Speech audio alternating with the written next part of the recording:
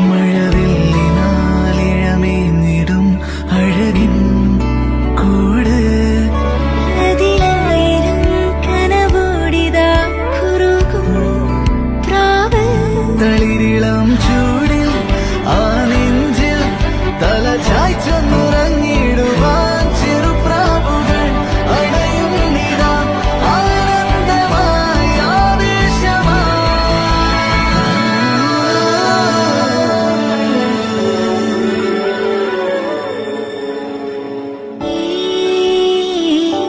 ശിശിരകാലം പുലരിപ്പു മെല്ലെ മെല്ലെ ഇതളിട്ടു